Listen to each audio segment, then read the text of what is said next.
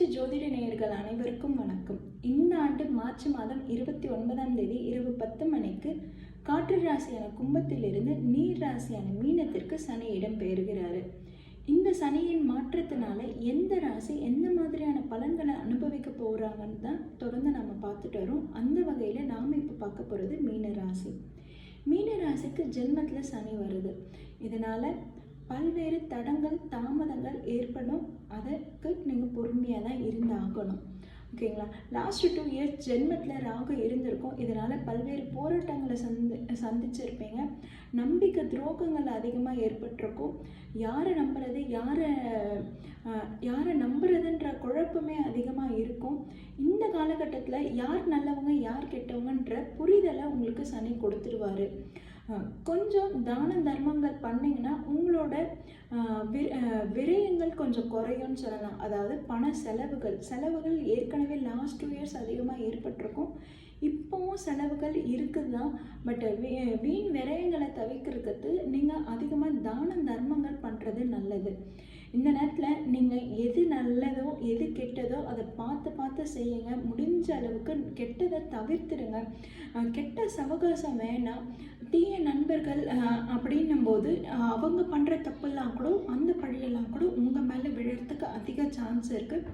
So தீய நண்பர்கள்னும் போது அவங்கள இந்த காலகட்டத்தில் ஒதுக்குறது தான் நல்லது. நீங்கள் இந்த நேரத்தில் இறை வழிபாடை கெட்டிமாக பிடிச்சிக்கணும். முக்கியமாக நீர்நிலையோடு சேர்ந்த முருகர் வழிபாடுன்றது உங்களுக்கு நல்ல பலன்களை தரும். அதாவது குளமோ கடலோ ஆறோ அது பக்கத்தில் இருக்க முருகர் கோயில் இருக்குன்னா அதுக்கு நீங்கள் தொடர்ந்து வழிபாடு பண்ணிட்டு வாங்க. உங்களுக்கு ஒரு நல்ல மாற்றத்தை கொடுக்கும். உங்கள் வாழ்க்கையில் ஏற்படுற தடங்கல்கள் எல்லாமே இப்போ நிவர்த்தி ஆகும் நீங்கள் முருகரை கெட்டிமாக பிடிச்சிக்கும் போது. அதே நேரத்தில் நீங்கள் எது நல்லது நடந்தாலும் சரி கெட்டது நடந்தாலும் சரி விதி பயணம் விட்டுட்டு போயிடுங்க. ஏன்னா உங்களுக்கு கஷ்டங்களும் அவமானங்களும் அதிகமாக சந்திக்கும் போது பழி உணர்வு ஆட்டோமேட்டிக்காக ஏற்படும். மற்றவங்களை பழி வாங்குறேன்னு எந்த காரியத்திலையும் ஈடுபட வேணாம். அது உங்களுக்கு இன்னும் பெரிய பிரச்சனையை தான் கொடுக்கும். நீங்கள் மற்றவங்களுக்கு உதவி செய்கிறதையோ இல்லை மற்றவங்களுக்காக ஏதாவது ஒரு செயல் ஏற்படுத்தி செய்கிறீங்கன்னாலும் அதை நீங்கள் செல்ஃபி எடுத்தோ வீடியோ போட்டோ மற்றவங்களுக்கு வெளிச்சம் போட்டு காட்ட வேணாம். அப்புறம் உங்களோட பிரச்சனையை சனி மற்றவங்களுக்கு வெளிச்சம் போட்டு காட்டிடுவார். ஸோ நீங்கள் செய்கிற ஹெல்ப்பு தான தர்மம் எல்லாமே சைலண்ட்டாக செய்யுங்க. தொழில் செய்கிறவங்களும் சரி இல்லை தொழில் ஏதாவது செய்கிறவங்களா இருந்தாலும் சரி தான் கூட வேலை செய்கிறவங்களுக்கு தேவையான உதவிகளை செய்யுங்க.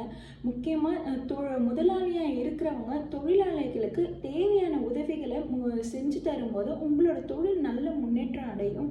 வேலை செய்கிறவங்களும் சரி தனக்கு கூட இருக்கவங்களுக்கு சரியான நேரத்தில் நீங்கள் அவங்களுக்கு உதவி செய்யும்போது அது உங்களுக்கு ஒரு நல்ல கர்மாவை தான் ஏற்படுத்தி கொடுக்கும். நீங்கள் உங்கள் உடல் உழைப்புன்றது மற்றவங்களுக்கு செலவிடும்போது அது உங்களுக்கு ஒரு நல்ல பலன்களை கொடுக்குது. மற்றவங்களுக்காக நீங்கள் இறங்கி போய் ஹெல்ப் பண்ணுறீங்க, மற்றவங்களுக்காக நீங்கள் இறங்கி போய் வேலை செய்கிறீங்கன்னும் போது உங்களுக்கு அதுக்கான நல்ல பலன்கள் கண்டிப்பாக கிடைக்கும். அது இரட்டிப்பாக கிடைக்கும். ஸோ நீங்கள் மற்றவங்களுக்காக செய்கிறதுல அதிக டைம் ஸ்பெண்ட் பண்ணுங்கள். மற்றவங்களுக்காக வேலை செய்கிறதுல அதிக டைம் ஸ்பெண்ட் பண்ணுங்கள். இந்த நேரத்தில் உங்களுக்கு உடல் ஆரோக்கியத்தை கெடும் தான். உடல் ஆரோக்கியத்தில் அதிக கவனம் செலுத்தணும். ஓகேங்களா? நீங்கள் தொடர்ந்து முருகர் வழிபாடு பண்ணிட்டு வாங்க. அதுவும் நீர்நிலை முருகர் இல்லைங்க பெருமாள் தான் இருக்கார், எங்கள் வீட்டு பக்கத்துலேயே ஒரு நதி ஓடுது அங்கே பெருமாள் இருக்கிறாருன்னா தாராளமாக அந்த பெருமாள் வழிபாடு கூட பண்ணலாம். நீர்நிலைகள் சார்ந்த கோயிலை நீங்கள் கிட்டிமாக பிடிச்சி இறை வழிபாடு பண்ணும்போது உங்களுக்கு இருக்கிற பிரச்சனைகள் அதில் கரைஞ்சி போயிடும். உங்களுக்கு ஒரு நல்ல மாற்றத்தையும் முன்னேற்றத்தையும் வாழ்க்கையில் கொடுக்கும்.